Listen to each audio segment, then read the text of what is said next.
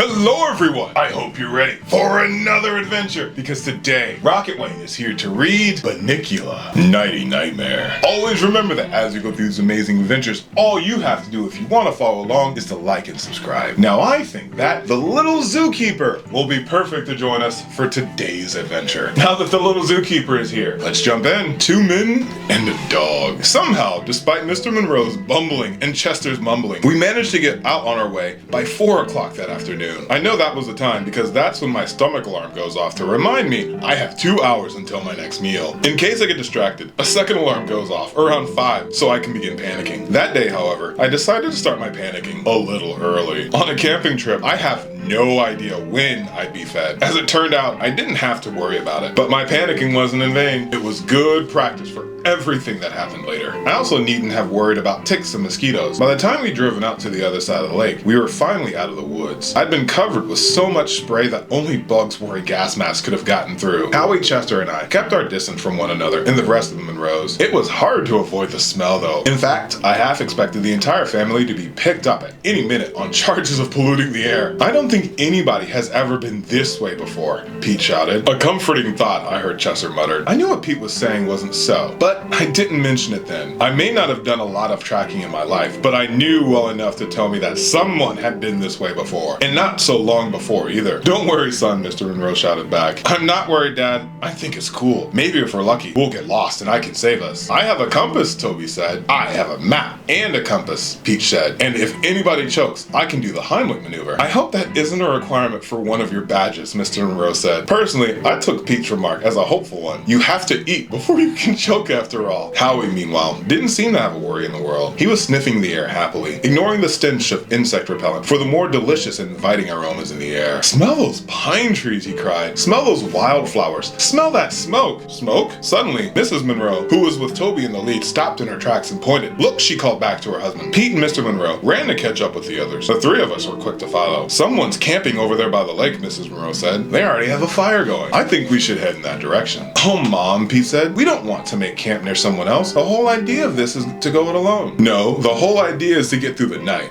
So far, no one. And she glanced at her husband's bandaged hand. Has demonstrated a reassuring flair for survival. We have Pete's books, Mr. Monroe said tentatively. Better than that, said their oldest son. You have Pete. You haven't earned that marriage bad yet, said Mrs. Monroe. Look, I don't want to argue about this. If no one else was around, I'd say let's just pitch our tent wherever we end up. But the point is, there is someone else around, and I'll bet they know a lot more about camping than we do. Pete, Toby looked at their father. Your mother is right, he said. It can't hurt to have somebody nearby. It can if somebody is a homicidal maniac, Chester whispered to me. Shh, I said, not wanting Howie to overhear. Howie, however, had already run ahead of us, sniffing to the ground as he went. When we caught up with him, he asked, is this how you track Uncle Harold? Am I doing it right? That's right, I said. Just put your nose to the ground and follow it. Makes sense to me, he said with a chuckle. Get it, Uncle Harold? Get it, Pop? It makes sense to me. I chuckled back. Chester just rolled his eyes and commented, let's hope you'll still be laughing at midnight, Harold. Behind us, the Monroes were singing as they walked. It was a silly song about a bunny rabbit, one I hadn't heard in a long time, and it got me thinking about Pete and Toby when they were little. But then I listened to the words. I started thinking about something else. It's too bad, I remarked. That Bunnicula couldn't have come camping with us. He always gets left out of the adventures we have. Yeah, Howie said. Just because he's a rabbit, I don't see why he has to stay home in his cage all the time. Rabbits don't understand camping trips, Chester said. If Bunnicula were here, he'd go brainlessly hopping away this way and that. And the next thing we know, he'd be lost. That would be terrible, Howie said sadly. Darn right it would, said Chester. Can you just imagine him lost in the woods? I can see the headlines now. Evergreen Forest turns white. Here we go again, I said. Besides, a vampire rabbit, Chester went on, is the last thing we need with us on St. George's Day. St.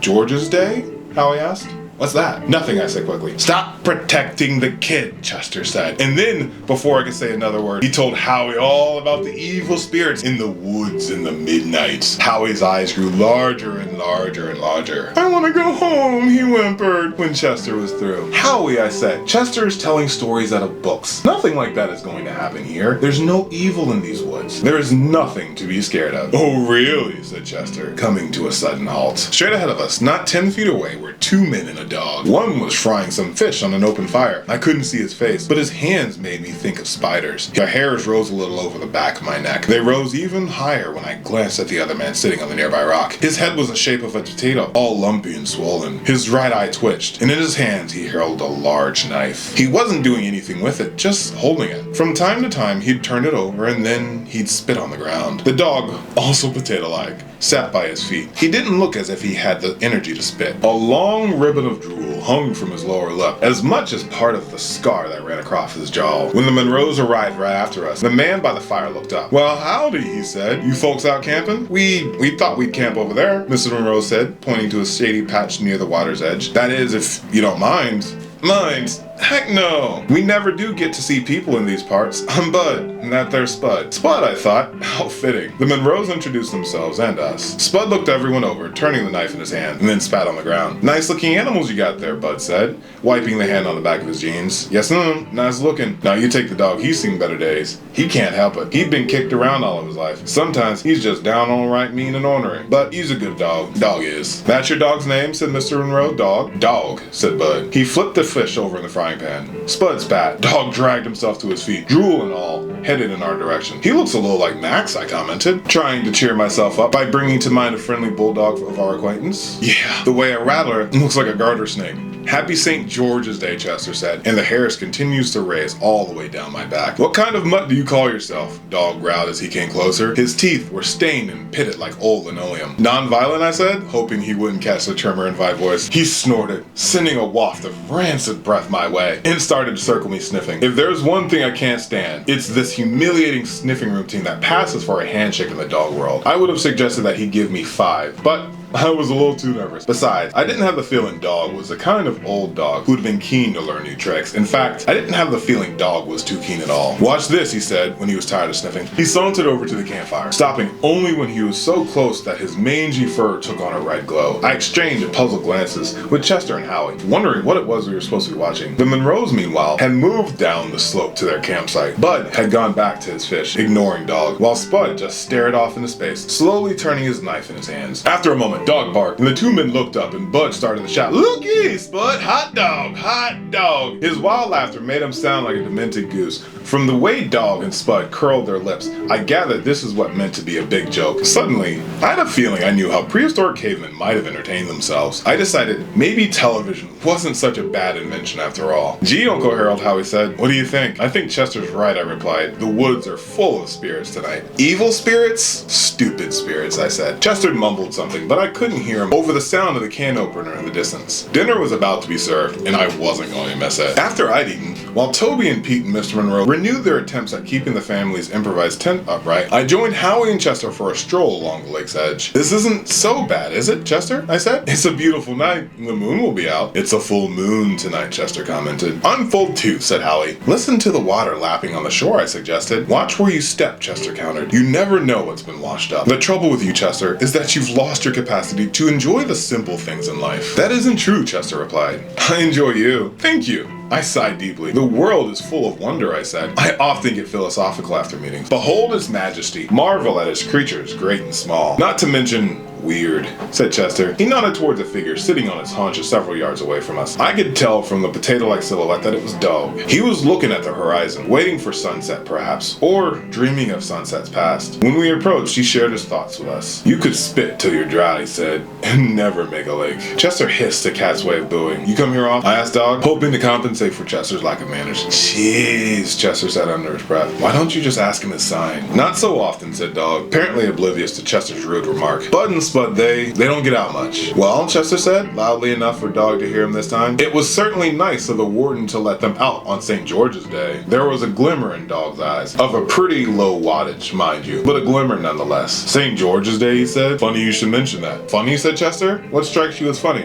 "Just before you came here, Bud said something about it being a special day soon," he said. He said, the glimmer faded, and I wondered how long we'd have to wait for the bulb to be charged. "He said," I prompted hopefully. "He said," Dog went on, "that this was the night to find it." "Find it?" Howie squealed. He was beginning to shiver a little, as the wind coming off the lake turned colder. I felt a chill go through me too. "Find what?" "I don't know," said Dog. "He didn't say, but I do know one thing.